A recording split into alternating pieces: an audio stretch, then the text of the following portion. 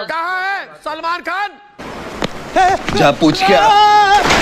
गुबा गुबा करके पूछ रही है। कहाँ छिपा हुआ है? मैं जेब में लेके थोड़ी घूमता हूँ। हे गाइस, कॉमिक वर्स के एक और एपिसोड में आप सभी का स्वागत है। 2 साल, पूरे 2 साल से भी ज्यादा हो गए इंतजार करते करते। मतलब केजीएफ चैप्टर 1 21 दिसंबर 2018 को आया और उसके बाद से सब लोग बस पार्ट नंबर 2 की राह देख रहे हैं। और कल फाइनली हमें इसका एक टीजर देखने को मिला, जिसने सही में बस टीज ही किया और मूवी को लेके हमारी क्यूरियोसिटी और भी ज्यादा बढ़ा दिया है। तो कॉमिक वर्स से मैं हूं मोहित और आज मैं बात करूंगा उन डिटेल्स के बारे में जो शायद आपने केजीएफ चैप्टर 2 के टीजर में मिस कर दी हो। तो बिना रॉकी को बुलाए चलिए शुरू करते हैं।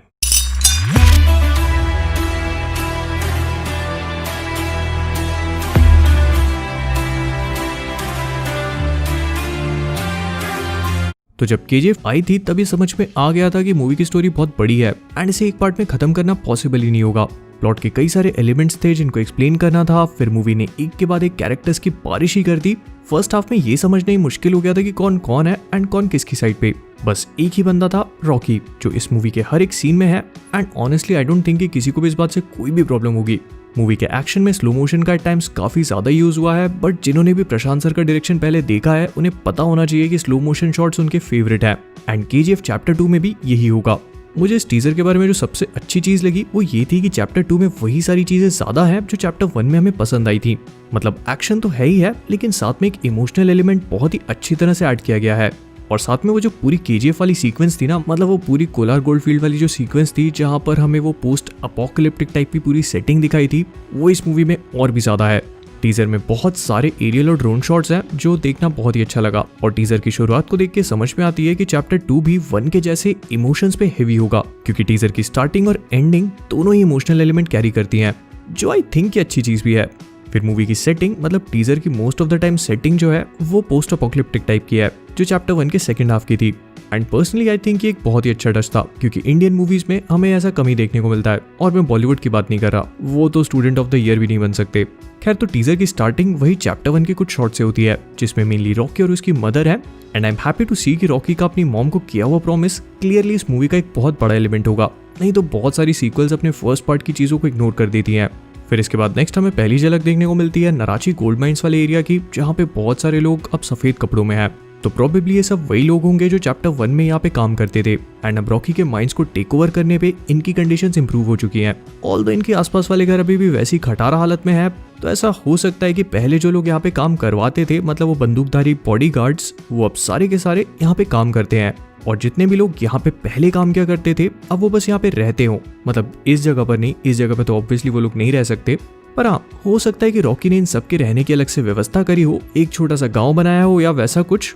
अब इस पूरे टीजर में बहुत सारी चीजें हैं जो आपको बार बार देखने को मिलेंगी। एक तो एरियल शॉट्स और दूसरा उन्हीं एरियल शॉट्स में गाड़ियों का चलना।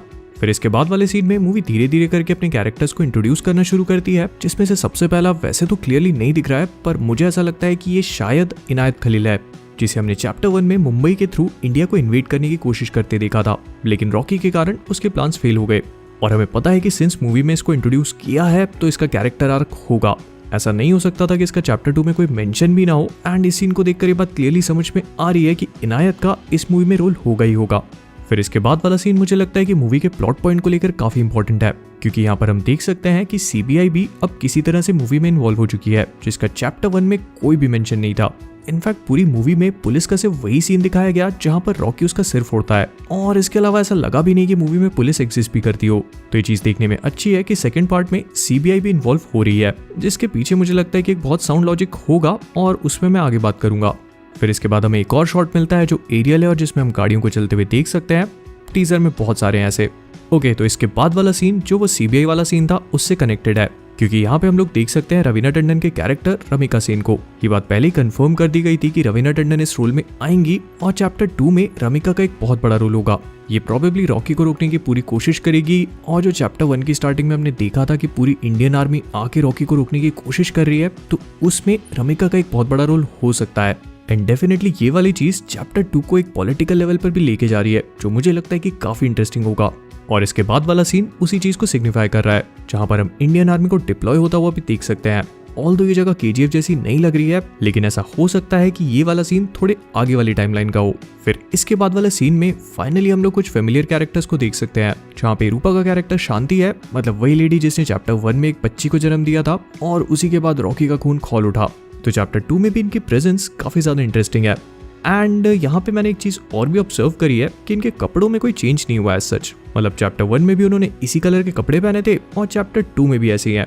आई डोंट थिंक ये रॉकी की वजह से होगा, क्योंकि रॉकी डेफिनेटली वहाँ पे जितने भी लोग रह रहे हैं उन सबकी लाइफ इंप्रूव करेगा, बट आई थिंक कि हो सकता है कि शांति की पर्सनल चॉइस हो।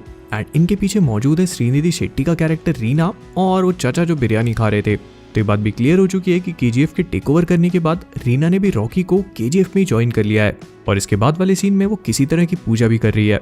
तो हो सकता है कि चैप्टर 1 के जैसे काली माँ वाली पूजा हो, क्योंकि पीछे जो ढोल धमाके बजाने वाले लोग हैं और पूरी सेटिंग को देखकर ऐसे ही लग रहा है कि काली माँ वाली पूजा चल रही है। फिर इसके बाद हमें दोबारा से कुछ एरियल शॉट्स देखने को मिलते हैं, जहाँ पे कुछ लोग चल रहे हैं, हेलीकॉप्टर उड़ रहे हैं और बस्तियां अभी भी उसी ब्लैक कलर की हैं। फिर इसके बाद ये कुछ नए गुंडे लोग दिखते हैं जो पूरी तरह से ब्लैक कलर के कपड़े पहने हुए हैं और इनका ड्रेसिंग सेंस काफी डिफरेंट लग रहा है। एंड इनके इसी ड्रेसिंग सेंस को देखकर मुझे ऐसा लगता है कि ये लोग अधीरा, मतलब जो इस मूवी का मेन विलन है संजय दत्त वाला अधीरा, उसके आदमी होंगे। फिर इसके बाद वाले कुछ सीन्स में हम माइन को ब्लास्ट होता हुआ देखते हैं और कुछ बाइक वाले लोग आके रॉकी को मारने की कोशिश कर रहे हैं जैसे ऐसा हो भी पाएगा। फिर इसके बाद कुछ और एरियल शॉट्स जिसमें गाड़ियां चल रही हैं एंड फाइनली हमें पहली झलक देखने को मिलती है मूवी के मेन विलन अधीरा की, जिसका रोल प्ले करेंगे संजय दत्त। और हालांकि टीजर में उनका लुक पूरी तरह से रिवील नहीं किया गया, बट ये संजय दत्त ने अपने इंस्टाग्राम पेज पे रिवील कर दिया था, तब मुझे लगा भी था कि इनका लुक काफी हद तक वाइकिंग से मिलता जुलता है। लेकिन इस तलवार वाले सीन को देखकर तो बात कंफर्म हो गई, क्योंकि ना सिर्फ इनका लुक वाइकिंग से मिलता जुलता है, बट इनकी वेपन चॉइसेस भी पूरी तरह से वाइकिंग जैसी हैं। और जिन भी लोगों ने वाइकिंग शो देखा है उन्हें पता है मैं किस बारे में बात कर रहा हूँ। चलो अगर वाइकिंग नहीं देखा तो गेम ऑफ थ्रोन से तो मिलती जुलती लग रही होंगी ना। मैं ऐसा नहीं बोल रहा कि ये चीज खराब है, काफी अच्छी चीज है, कुछ नया है और देखने में इंटरेस्टिंग होगा कि रॉकी और अधीरा की फाइट किस तरह से टेक प्लेस करती है, क्योंकि चैप्टर 1 में रॉकी को एज सच कोई बहुत बड़ा फिजिकल चैलेंज नहीं मिला और अधीरा की एंट्री को देखकर ये समझ में आ रहा है कि वो एक बहुत अच्छा फाइटर है। तो मुझे आपका तो नहीं पता, लेकिन चैप्टर 2 में मैं इन दोनों की फाइट देखने के लिए काफी एक्साइटेड हूँ। आई होप कि एक बहुत अच्छी एक्शन सीक्वेंस हो और ऐसा नहीं होना चाहिए कि रॉकी एक ही पंच में उसे मार दे रहा है, नहीं तो मजा नहीं आएगा। फिर इसके बाद वाले सीन में हम रॉकी को एक मशीन गन माउंट करते हुए देखते हैं बिल्कुल स्क्रैच से, और वो शूट करके पुलिस स्टेशन के सामने जितनी भी जीप खड़ी हैं उन सबको उड़ा रहा है। अब इस सीन को देखकर जो सबसे पहली चीज मेरे दिमाग में आई थी वो ये थी कि रॉकी ने शायद फिजिक्स को बोला होगा कि ये मैं कर लेता हूँ, आप जाके ड्रीम 11 पे टीम बना लो, क्योंकि यहाँ पे फिजिक्स का तो कोई भी लॉ दूर दूर तक फॉलो हो ही नहीं रहा है। पर चलो ठीक है यार, इतना तो इग्नोर कर ही सकते हैं।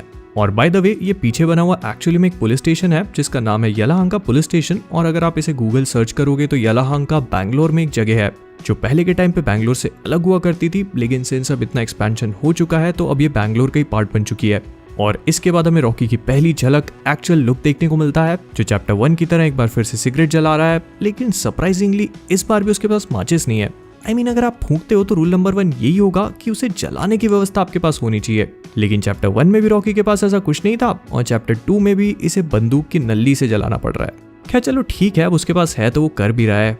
एंड टीजर का एंड होता है एक बहुत ही इमोशनल नोट पे, जहाँ पे हमें ये चीज बताई जाती है कि रॉकी अपने प्रॉमिस को भूला नहीं है और वो प्रॉमिस जो उसने अपनी माँ से किया था वो इस मूवी में कंप्लीट होगा।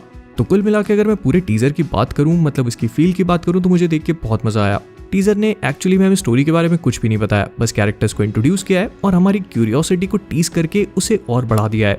एंड आई सीरियसली होप कि हमें जल्दी एक रिलीज डेट मिले और हम इस मूवी को जल्दी से जल्दी देख पाए, क्योंकि 2 साल हो चुके हैं एंड आई होप कि इस मूवी को रिलीज होते होते 3 ना हो जाए। तो विद दैट बीइंग सेड हम इस वीडियो को यहीं पे रैप अप करेंगे। अगर आपको वीडियो पसंद आया हो तो प्लीज इसे लाइक और शेयर करना मत भूलिएगा। इसके बाद अगर आप सभी लोग कॉमिक वर्स पे नए हैं और वो सब्सक्राइब बटन अभी भी रेड दिख रहा है तो प्लीज उसे टच करो और उसे ग्रे बना दो।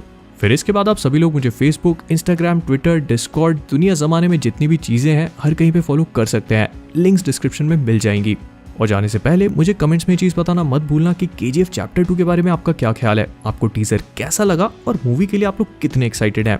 तो जाने से पहले कॉमिक वर्स से मैं हूं मोहित और आप सभी लोग stay safe, stay inside and as always keeping awesome.